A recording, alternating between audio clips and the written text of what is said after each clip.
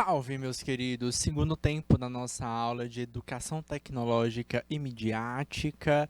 A gente está conversando com vocês hoje sobre Design Think, que é uma metodologia, uma forma de pensamento em designer.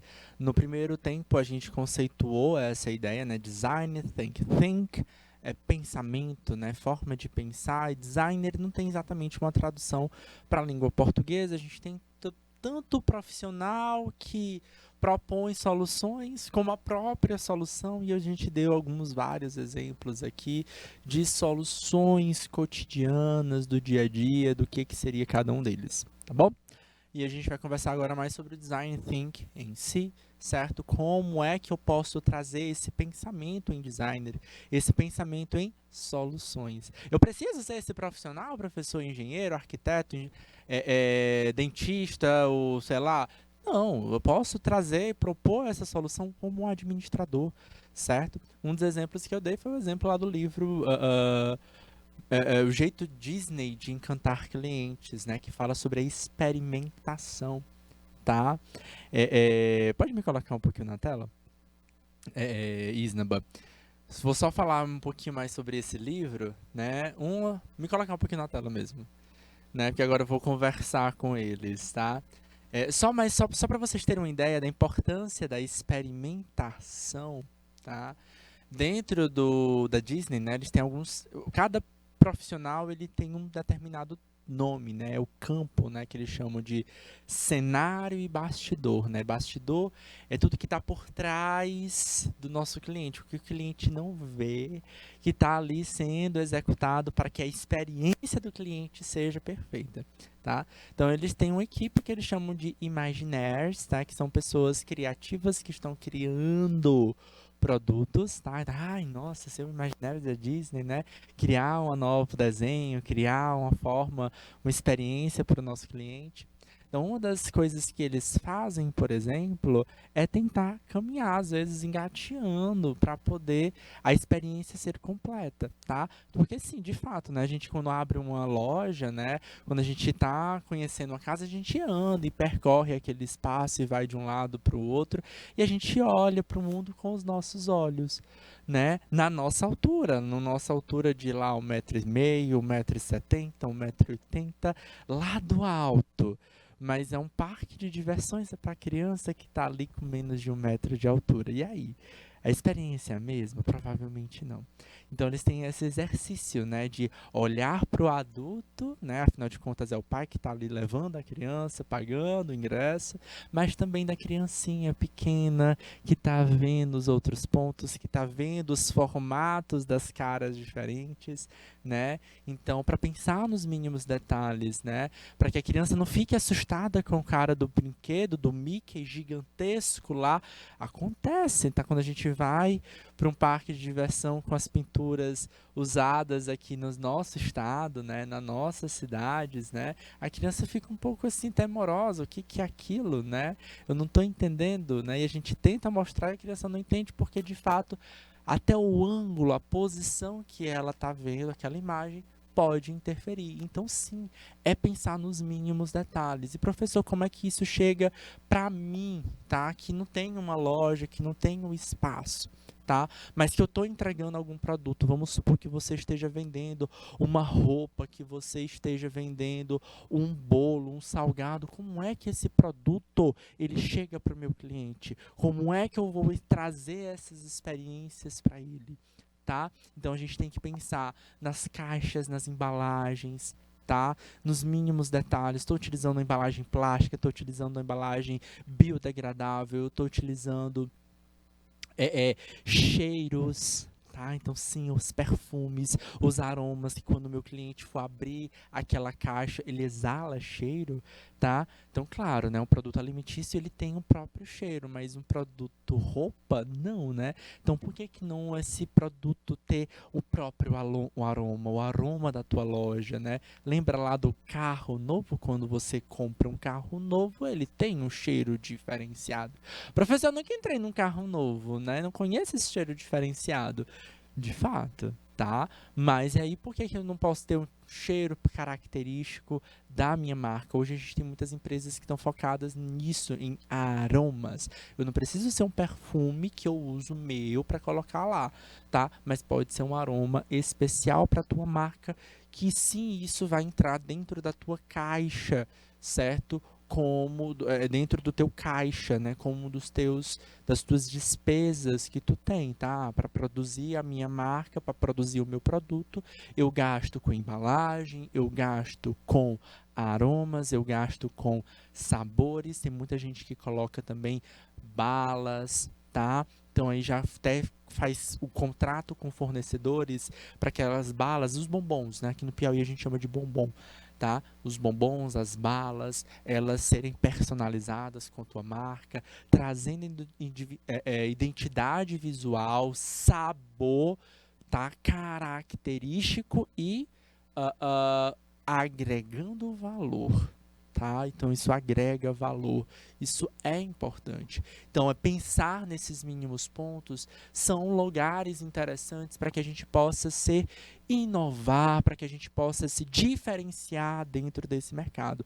Os exemplos que eu dei já estão quase ficando um pouquinho batidos, muita gente ainda não faz, mas muita gente já está fazendo. Então hoje a importância da criatividade ou do design think, ela perpassa isso, tá? De eu trazendo essas soluções para vocês, já aí tentar buscar uma coisa que vá além.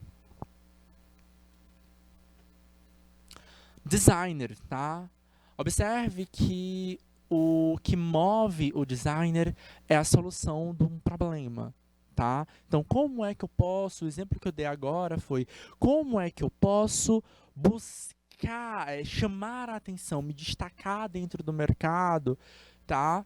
Então, pensar nesses mínimos detalhes, isso é um problema que você pode ter. Como eu vou me destacar no meu mercado, tá? Ou como eu posso encontrar uma melhor solução do meu cliente, certo? É outra ideia que você sempre tem que ter. Pensando em design thinking, a gente tem que pensar no nosso cliente, tá? Então, quando eu falo em me destacar no meu mercado, tenho que olhar para o meu cliente, eu tenho que olhar para entender quais são as dores que o meu cliente tem, tá?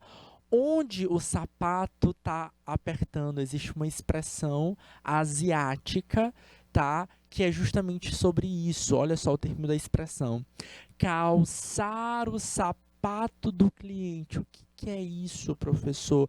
É saber onde está apertando, porque às vezes o cliente calça o sapato e ele fala, tá doendo, tá ruim.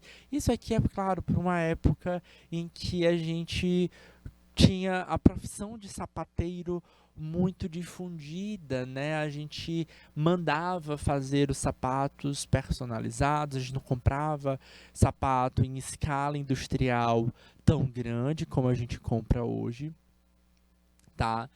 Em uma época em que a gente propunha soluções para calçados. Calçar o sapato do cliente era isso. Então, o sapateiro precisava encontrar uma solução para aquele pé, para aquele calçado específico. Mas essa forma, essa expressão idiomática ainda existe, vocês ainda vão escutar muito sobre ela, inclusive não só no curso técnico que vocês estão fazendo aqui, mas em outros problemas, né? Então, onde é que está incomodando o meu cliente? Tá? O designer é a solução que vai além de parâmetros que já conhecemos, por isso a importância da criatividade. Pense da seguinte forma, de grande maioria dos produtos industrializados foram criados pelo homem em algum momento. Criaram a partir do problema. E é aquela coisa, tá? A gente vai propor soluções, a gente vai modificar o que já existe, tá? A roda, a gente não vai criar a roda.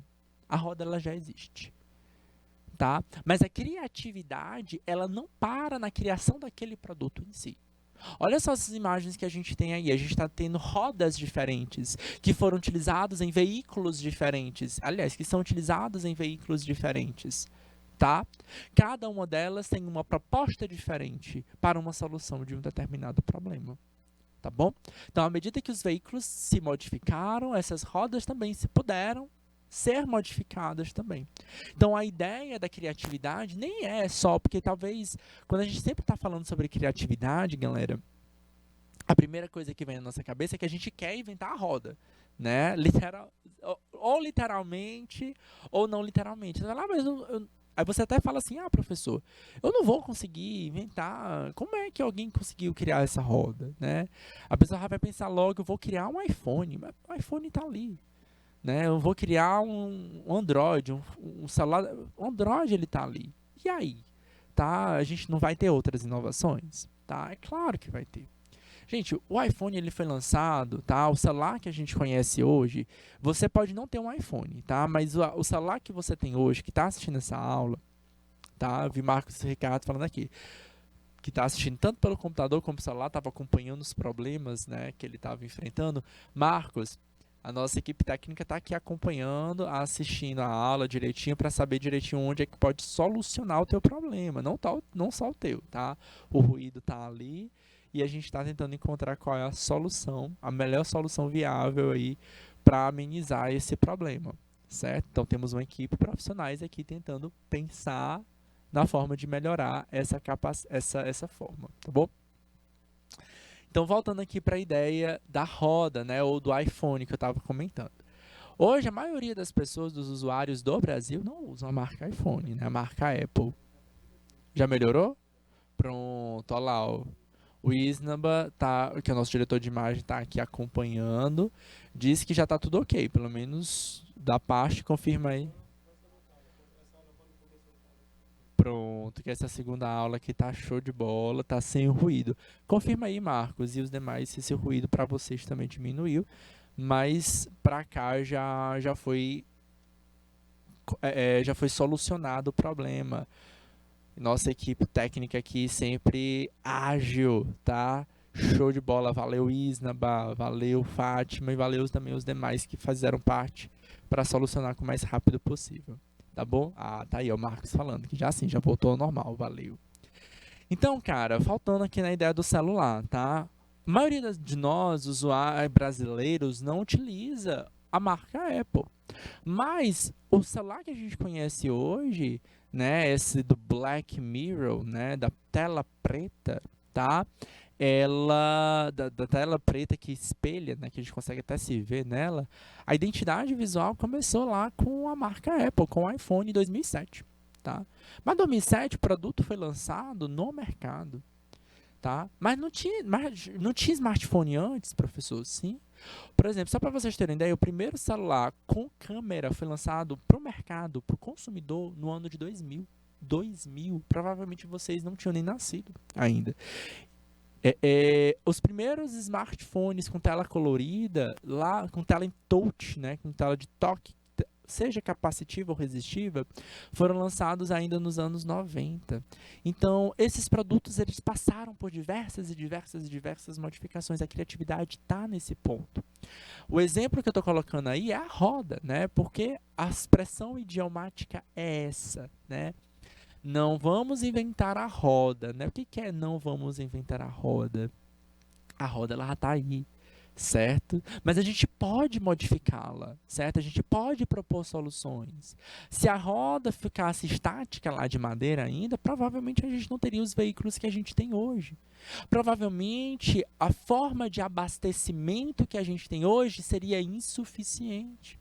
A roda precisou passar por modificações para conseguir andar em trilhos, que foi o caso dos trens, para que ela pudesse andar em estradas asfaltadas, que é o caso dos pneus. Tá? Então essas modificações elas vieram por necessidades também. Então a gente pode modificar, a gente não vai criar, mas a nossa criatividade pode perpassar modificações na roda também.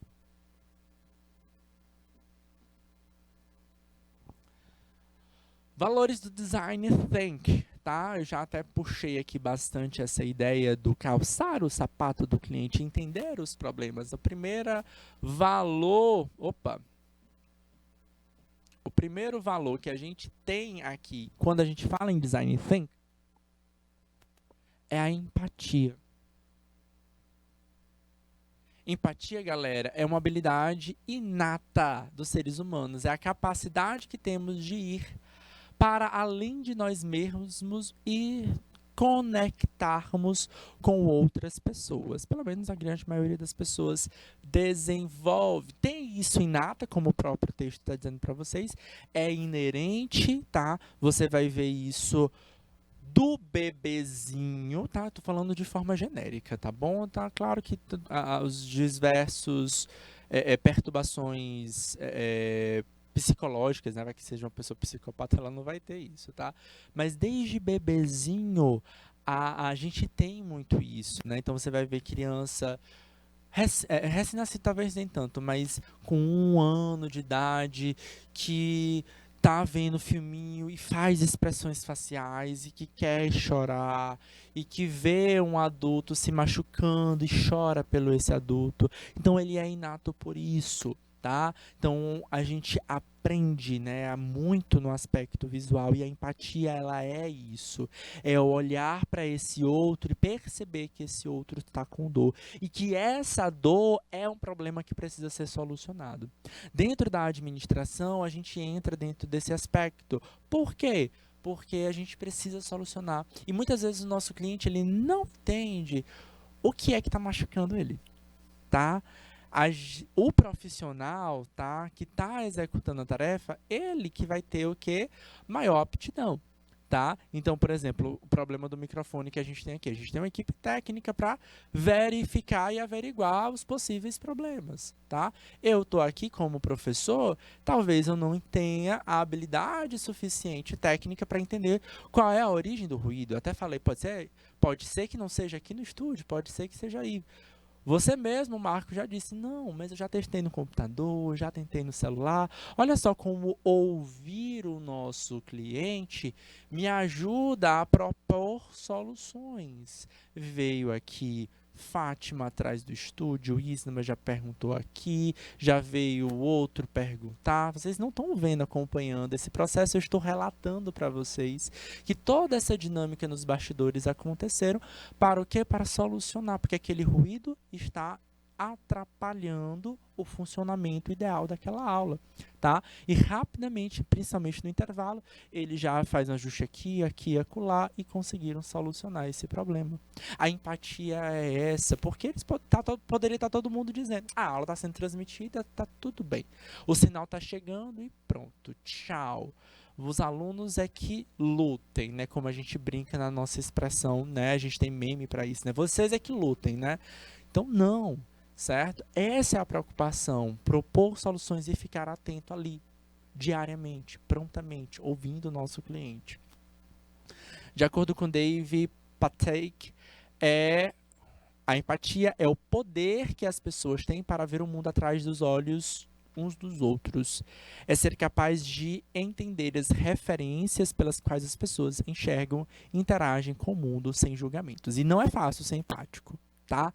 Não é fácil ser empático. E uma boa forma, uma boa sugestão que praticamente você vai ouvir assim direto é leitura, tá? Filme também ajuda, tá? Por quê? Porque a gente acaba vivendo a história de uma outra pessoa, entendendo o lado dela, entendendo a dor dela. Nem sempre a gente vai entender muito. Meu irmão, mas por que tá fazendo isso? Certo? Mas que coisa doida. Eu não faria assim. Se eu tivesse nessa situação, a gente até fala isso, né? Ah, mas se eu tivesse nessa situação, eu já teria logo armado um barraco. E a gente acaba fazendo isso. E nesse momento, a gente tem que entender que nós não estamos sendo empáticos, porque a gente não está se colocando no lugar no outro. A gente está tirando o outro e sobrepondo a nossa ação, os nossos sentimentos em cima do outro. Isso não é ser empático, tá? Empático, de fato, é entender aquele outro que está passando por aquela solução, por aquele problema, e você propor uma solução para aquela vivência, certo? Beleza? Deu para conseguir diferenciar aí, tá? Pensa aqui, ó, no filme, num livro que tu tá lendo, que tu se incomoda com algo, que, menino, eu não faria isso. Mas não é você que tá vivendo aquilo dali. Ser empático é isso, é entender que uma outra pessoa tem uma história diferente, tá passando por processos diferentes e que ela tá, certo, tendo aquelas dores. Então, isso é ser empático, tá? E aí, a partir disso, como nós solucionaríamos isso? Certo? A partir dessa ação, dessa pessoa que age desse jeito, como é que a gente propõe uma solução? Não é tão fácil. Aí a importância desse segundo valor que a gente tem do Design Think, tá? Como eu disse, eu, a professora Cis, sou diferente do Marcos, que está acompanhando essa aula, que é diferente da professora Fátima, que é diferente do nosso diretor de imagem, Isnaba. Mas a gente está juntos aqui, não estamos? E a gente é diferente, a gente passou por processos construtivos de personalidade diferentes. Então, sendo diferente, a gente pode propor soluções, a gente pode sentar junto e cada um jogar uma ideia. E se fizer assim? E se a solução pudesse ser esse caminho?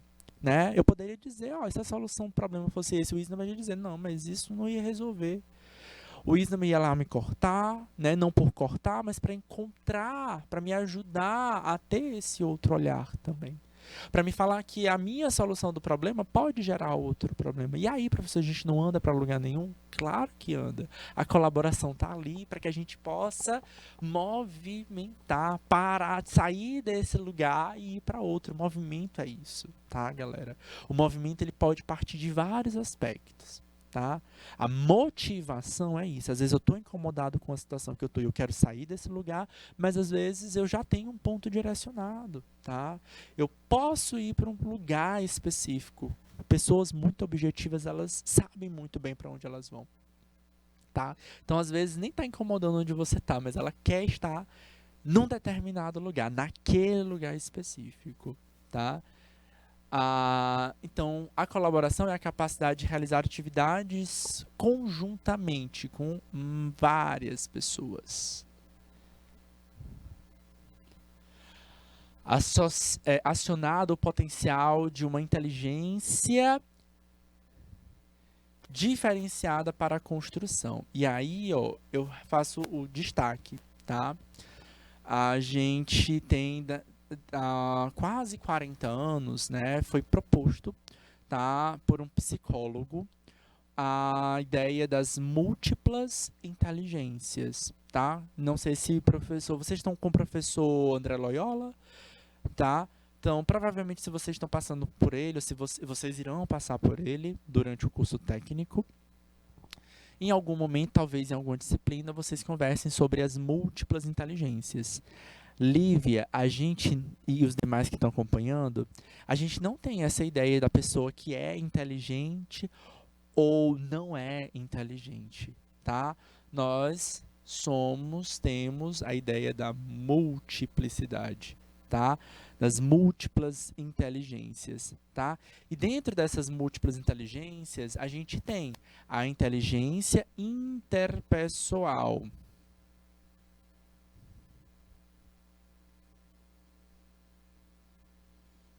É uma dessas várias inteligências.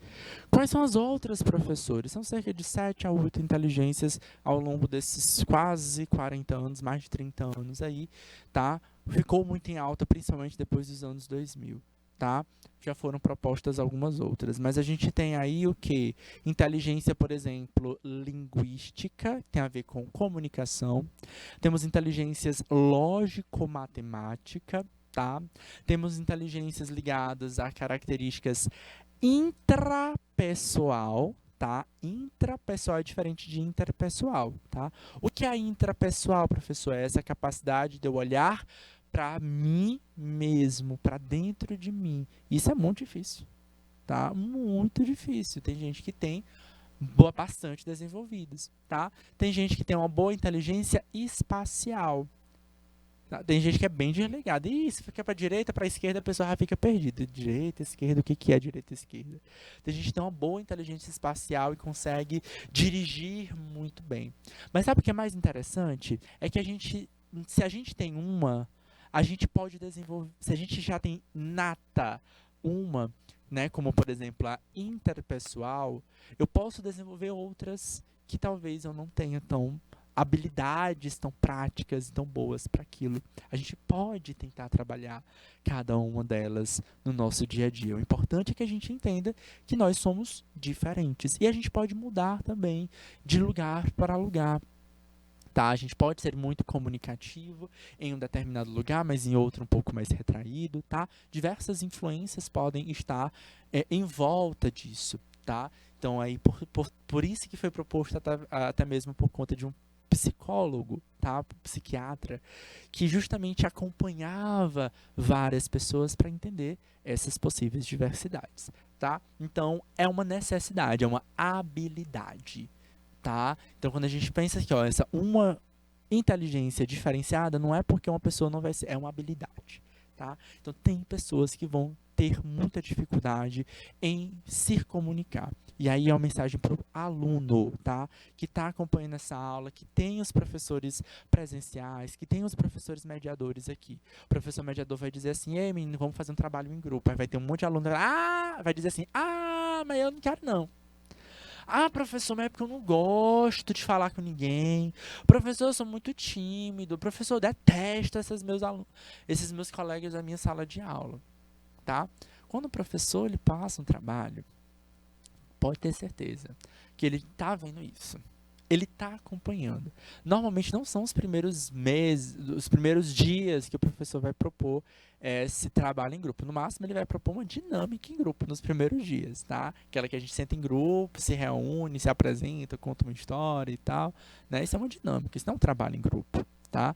Mas quando o professor vai passar o trabalho em grupo, já passou um mês, tá? Então ele já entendeu o processo da turma, ele já entendeu os conflitos persistentes e ele sabe que essa habilidade proposta ligada à inteligência interpessoal precisa ser desenvolvida. Até porque a gente trabalha e vive no coletivo. Nós, seres humanos, somos seres sociais. E por mais que eu não goste, que tenho dificuldade de falar com outras pessoas, eu vou precisar do outro, tá?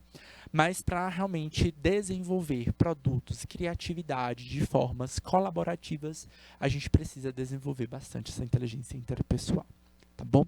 Então, é interessante que a gente busque, né, técnicas, ferramentas, formas para que a gente possa melhorar essa comunicação. E às vezes é só pontual mesmo, tá? Às vezes eu sou tímido e vou continuar sendo tímido o tempo todo, tá? Mas na hora que me proponho a trabalhar, eu consigo botar essa timidez dentro do bolso e conseguir conversar, propor, solucionar, ouvir, tá? Então, a gente tem muito disso mesmo, de pessoas que são extremamente tímidas, reservadas, introspectivas, que ficam na dela quando não está trabalhando no coletivo, mas quando passa para trabalhar, opa, pera lá, estou aqui colocando a minha habilidade em jogo. Por fim, outro valor que a gente já conversei com vocês, né, no primeiro tempo é a experimentação, tá? Então, o que é a experimentação? Tem esse olhar da empatia, ele vai ter esse olhar da colaboração, mas ele é justamente o lado da vivência, tá? É o lado em que a gente pega aquelas ideias que foram perpassadas, que foram trazidas, e a gente coloca elas para jogo, né? E aí, vamos ver aqui o que a gente consegue construir, tá? E ali que a gente fala das modificações também que podem ser propostas. A criatividade, galera, eu volto para a ideia da roda. A criatividade não é só inventar a roda, mas propor soluções a ela à medida que as modificações sociais também propõem, tá? Então, a experimentação, juntamente com a colaboração, é o que nos trouxe aqui ao longo de uma jornada entre erros e acertos, atuamos juntos e aprendemos, certo? E entendemos que determinados caminhos, que determinadas ações, comportamentos não foram tão interessantes, certo? Que determinadas atitudes me prejudicaram e que a gente vai corrigindo. Tá? Normalmente, quando a gente está dentro de uma empresa, no começo, nos primeiros anos, a gente erra muito, a gente não entende muito a ideia da palavra compromisso. Algumas pessoas já vai ter isso muito carregado dentro delas, tá? Então, desde muito jovem, vocês vão ser pessoas, algumas pessoas vão ser muito compromissadas, muito pontuais, muito objetivas, tá?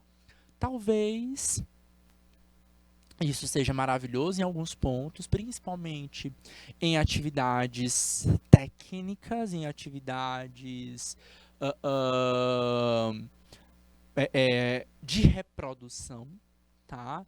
Mas talvez de criação, talvez não seja tão interessante, né? Pessoas mais criativas, elas acabam se perdendo muito nesse processo das regrinhas, né? As criativas, elas fogem bastante das regras, mas elas precisam também participar dessas regras também, até para que elas possam ser empáticas, entender os problemas e propor soluções criativas também, tá? Então, ao longo do tempo, tanto o lado, né, que é mais regrado, cheio das regras, precisa se desprender delas para que eles possam ser mais criativos, como os mais criativos e os mais soltos dessas regras precisam entrar aí um pouquinho dentro desses eixos e a gente vai se ajustando, certo? E é claro que o tempo também vai me propondo formas de trabalhos diferentes também.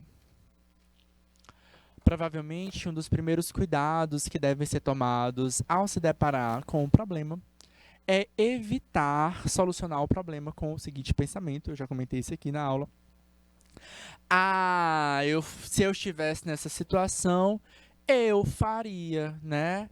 Como eu faria? Se eu estivesse com o problema, eu faria. É história, eu tô assistindo lá a novela e você fica lá, aquela mocinha, donzela, boazinha, toda fofinha, e você fica lá com dó, com pena, tadinha. Mas aí passa por uma situação que você diz, não acredito que ela fez isso, não. Meu Deus, mas é muito boba, é muita ingenuidade. Minha irmã, acorda, te alui. Se eu estivesse nesse lugar, eu faria aquilo. Então, nesse caso, a gente está, de fato, sobrepondo essa visão desse outro, tá? A gente não está se colocando, a gente está, de fato, não está se colocando no lugar do outro, não. A gente está nos colocando na situação e não no lugar do outro, tá? A gente está sendo, né, nós mesmos em um outro lugar, tá? Então não é essa a ideia do Design Think. O Design Think, ele é isso, tá? O que a gente quer, tá? A gente propõe a empatia. Embora a empatia seja a virtude necessária para o designer, quando focamos no eu, esquecemos o outro, tá? Deixamos de entender. E aí eu vou deixar registrado, é a ideia do calçar o sapato do meu cliente, entender de fato onde aquela dor está sendo pertinente, tá? O pensar fora da caixa é esse aspecto, tá? Enquanto eu tô ali revoltado, mas se eu tivesse nessa situação aqui, eu estaria fazendo desse jeito. Dentro disso, a gente tem a expressão idiomática aqui no Brasil chamado do fora da caixa ou pensar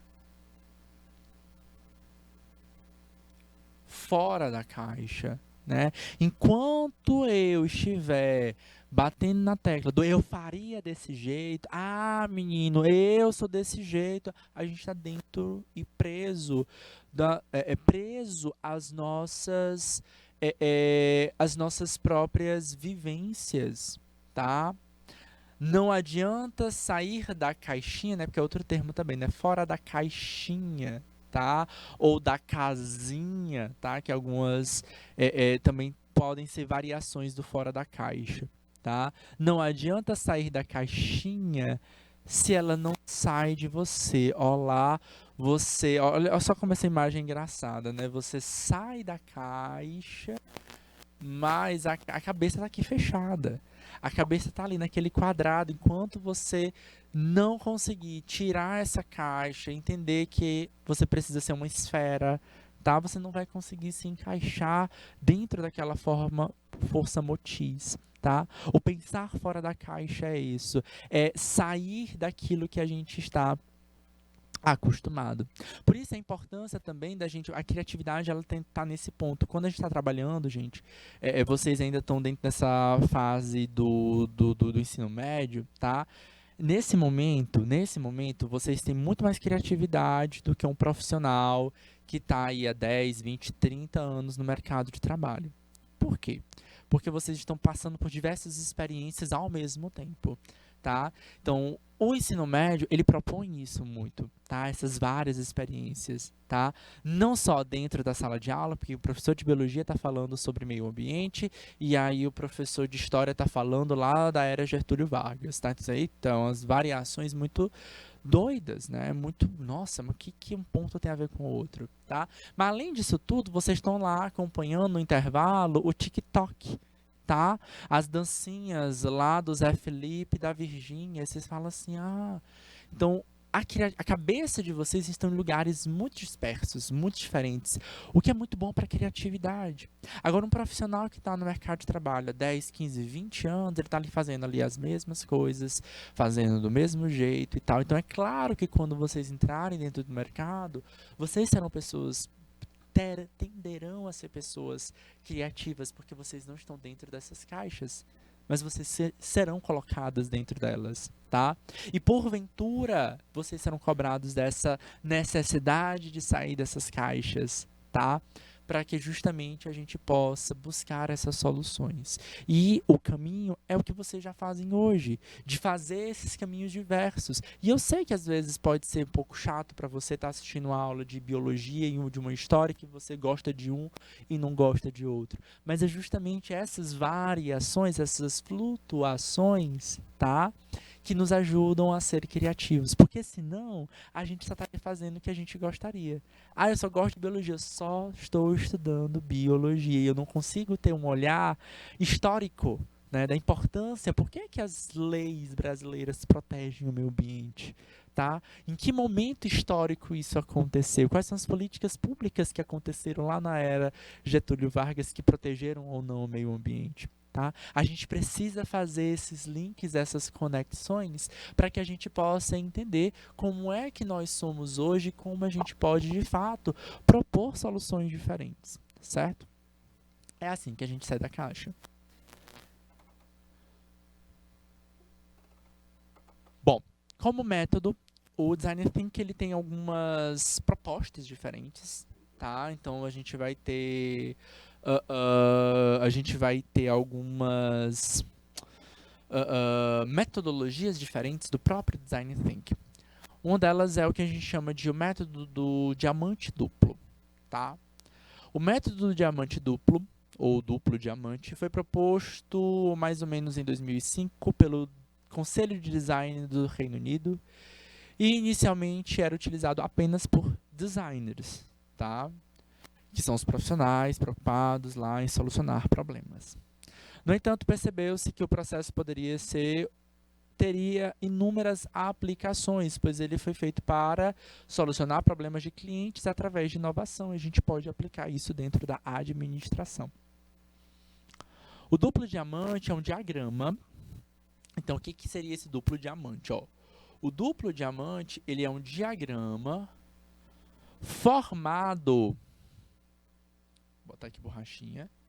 É um diagrama formado por 4 triângulos conectados para retratar as 4 fases do processo para levar à inovação.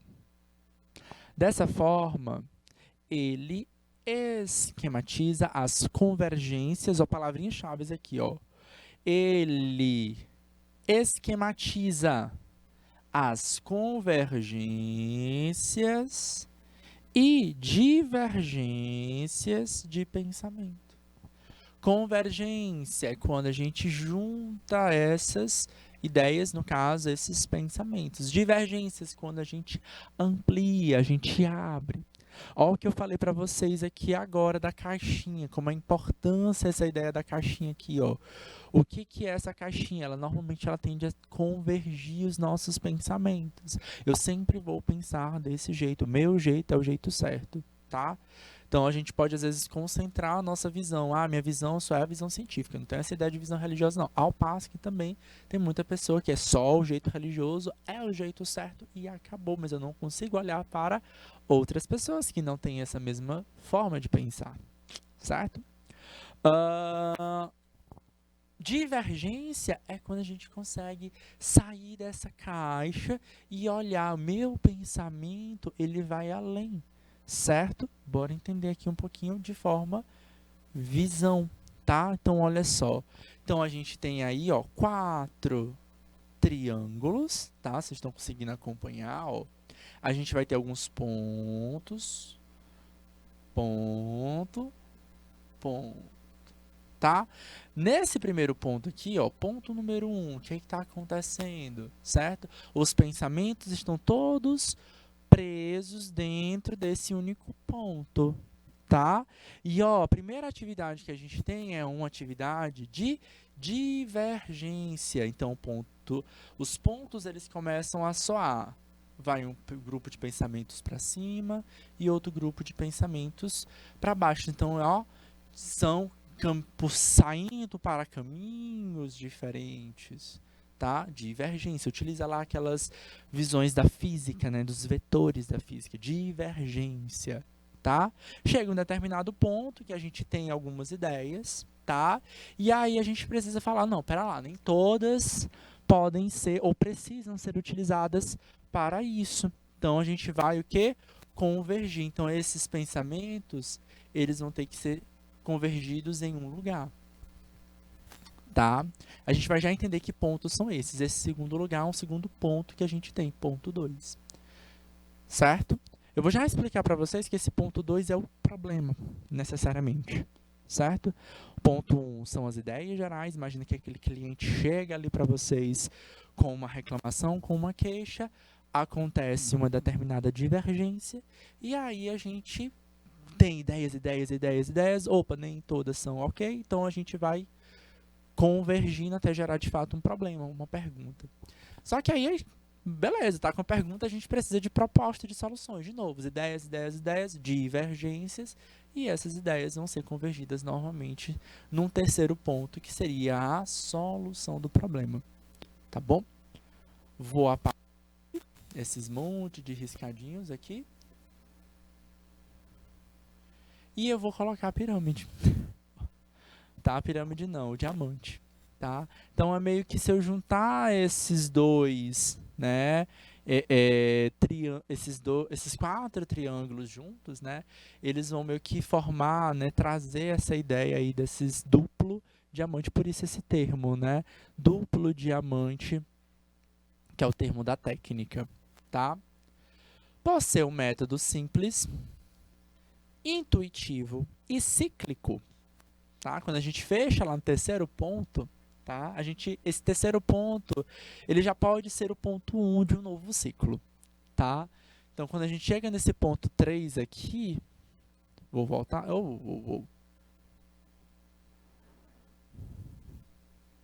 Quando a gente chega nesse ponto 3 aqui, esse ponto 3 será o ponto 1, certo? Do próximo ciclo de trabalho. Por ser um método simples, intuitivo e cíclico, o diamante duplo pode ser aplicado continuamente nos seus projetos a fim de solucionar problemas e aprimorar soluções existentes. Tá? É o meu cliente que volta e fala, né? Não tá tão legal como de sempre, tá? Então pensa aí, por exemplo, num bolo, tá? A gente tá querendo, professor, tô começando a querer trabalhar, a vender meus produtos, começando a vender bolos, tá? E eu tô vendendo esses bolos, e aí, o que que a gente vai ter? Qualidade final do produto, tá? É um dos primeiros erros que normalmente o profissional que está iniciando, engatando nesse processo, ele tem problema. Faz um bolo muito gostoso, mas o de amanhã não dá muito certo. Comenta aí se vocês têm essa experiência em casa de cozinhar. Hoje deu muito certo, amanhã não dá tanto. Como é que a gente pode garantir a qualidade do meu produto final? Para garantir que toda vez a gente consiga entregar o mesmo tipo de material. Tá? Então, talvez sendo muito rígido com, por exemplo, com a quantidade de ingredientes, com o tempo de preparo, com o tamanho dos ingredientes, tá? Para conferir justamente o cozimento, o tempero, que ele possa ser mantido, tá? Quando a gente começa a cozinhar, pelo menos o brasileiro cozinhando é muito na intuição, né, no gosto, a gente acaba errando muito nesse processo, até isso ser ajustado, tá? Então, isso pode ser um problema para o cliente que precisa ser ajustado. Não, controla só o sal, controla só o açúcar, controla o recheio, controla... Então, a gente precisa buscar isso, tá? Então, normalmente, isso pode perpassar.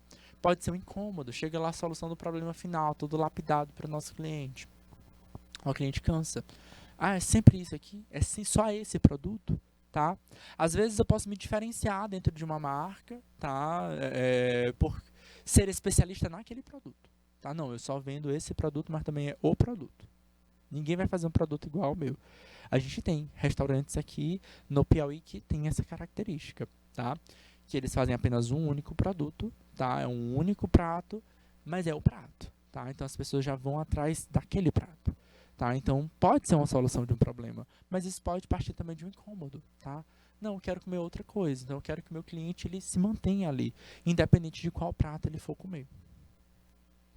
Esse processo ele pode ser dividido em dois momentos, chamados a cada um deles de etapas divergentes, quando a gente extrapola, né, quando a gente vai além, e os momentos convergentes, quando a gente concentra essas ideias em lugares específicos.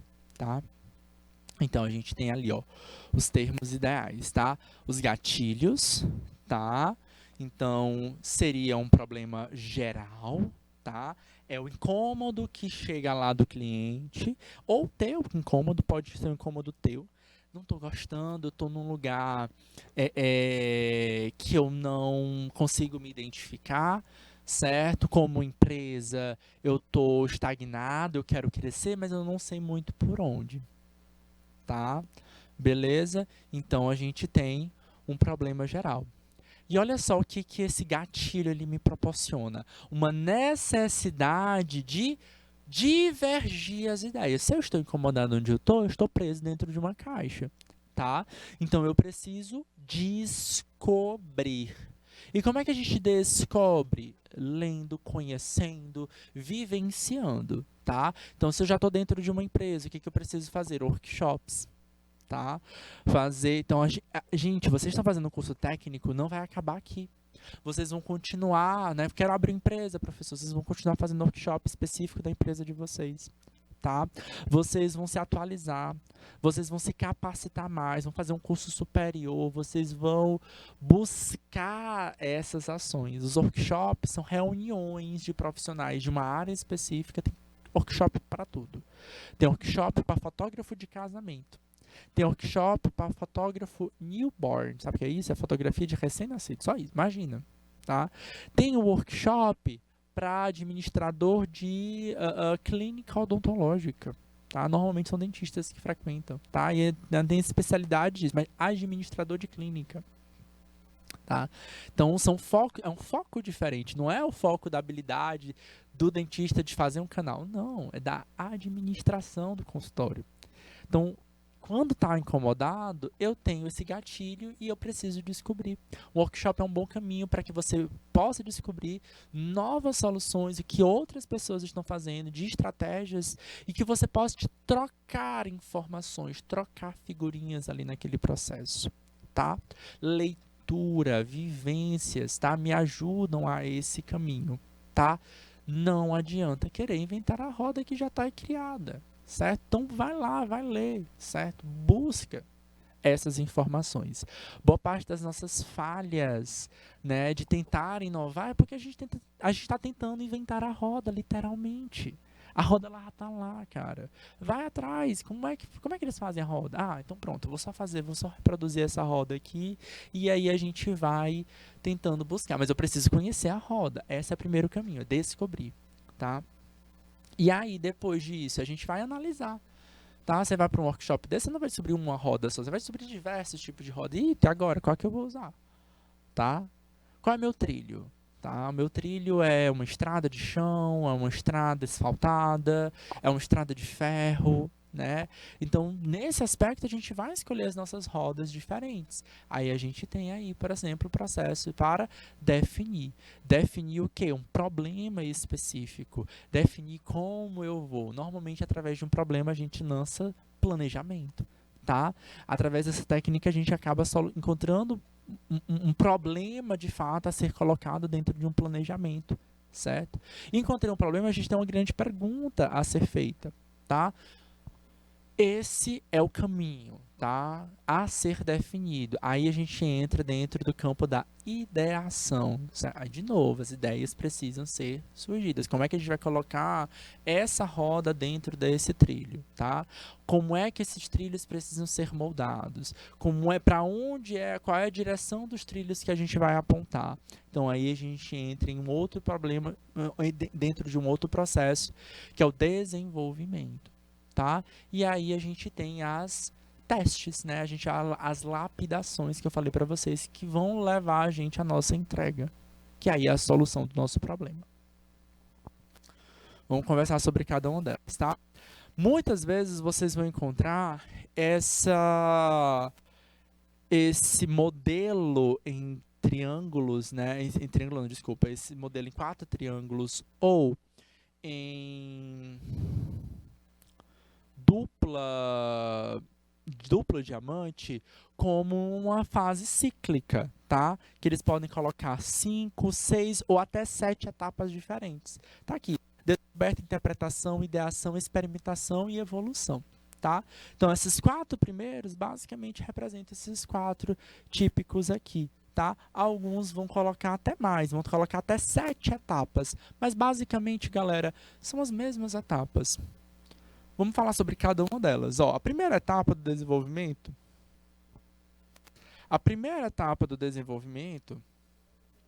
é chamada fase da descoberta. Também é chamada a fase da empatia. Nesse primeiro momento de expansão do duplo diamante, entendermos de fato quem está por trás dos nossos problemas. Um dos caminhos legais, né? Aqui é uma ferramenta.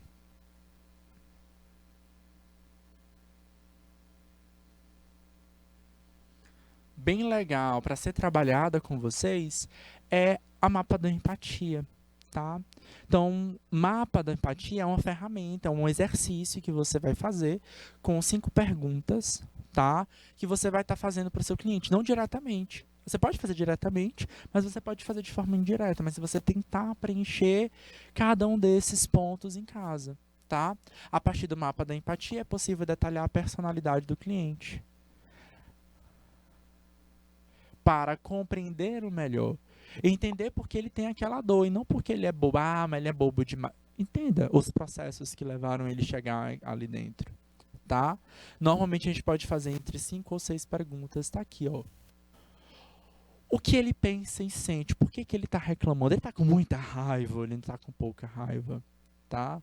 O que ele escuta, o que ele vê, ele não escuta nada, né? Ou não, ele já chega lá cheio de carregando várias informações, né? Você já viu isso em algum lugar, tá? A gente vai propondo perguntas, tá? Olá, a Fátima lançou, mas você tá ouvindo, tô ouvindo aqui esse zumbido, tá ok? E aí o Marcos já trouxe não só a reclamação, mas ele foi colocando ali os pontos. Não, mas eu testei aqui, eu testei ali, certo? Eu estou fazendo, eu testei, não é só assim, tá bom? o Marcos foi lá e disse lá, não, mas eu testei no celular, eu testei no computador e o ruído é pertinente em ambos os lugares, tá? Isso me ajuda a entender quem é esse cliente. É um cliente que está atento, que está ligado, que está preocupado nos processos. Isso aqui é uma ferramenta que a gente vai aplicar não só no Design Think, tá? A gente aplica mapa da empatia para vendas. Por quê? Porque eu preciso entender esse meu cliente. E a gente, inclusive, consegue caracterizar tipos de clientes. A gente tem aquele cliente perdidão, que chega na loja e fala, tô aqui olhando, tá? E tem aquele cliente, dentro desses perdidão, a gente tem aquele cliente que fala assim, não quero papo não, tá? Mas tem um cliente que quer ouvir tudo, que quer ver todos os produtos, quer ver as características, tá? A gente tem aquele cliente que sabe o que quer. Certo? Não, eu estou procurando um presente, uma pessoa assim, assim, assado. Mas até está disposto a ouvir outras ideias, tá? E tem cliente que sabe tanto que quer, que não quer ouvir explicação. Ele já estudou o suficiente, já viu vários reviews no YouTube, já pesquisou bastante, ele sabe que ele quer aquele produto. Não adianta oferecer um segundo produto para esse cliente. Por quê? Porque ele vai mostrar nas atitudes, na fala, nas dores, nas perguntas dele, que ele é muito direcionado, ele quer aquele produto, aquele modelo, naquela especificação, e se não for aquele, ele vai atrás de outra loja. Aquilo ali não tem muito para onde argumentar. Etapas do Design Think. Na próxima etapa, a gente tem a definição, tá? Que é a combinação de todas as suas pesquisas, tá? Observe onde existem problemas em seus usuários. Tá? Então, a gente pode ouvir mais de um cliente, montar um mapa de vários clientes. Ao identificar a necessidade de seus usuários, comece a destacar as oportunidades de inovação. Por isso, você conhecerá melhor o seu desafio. A terceira etapa é a ideação. É o momento aqui a gente... Opa, de novo. Aqui a gente gera, na definição, a gente define o problema, certo? Consegui fechar muito bem a ideia do meu cliente, o pensamento dele, as várias... Opa, consegui definir o problema. E a partir desse problema, a gente quer solução, ideia, solução. Então, ideias de solução do problema. São várias ideias. Se eu trabalho colaborativamente com várias pessoas, a gente pode aplicar uma técnica chamada de brainstorm. O que é isso, professor? Tempestade de ideias.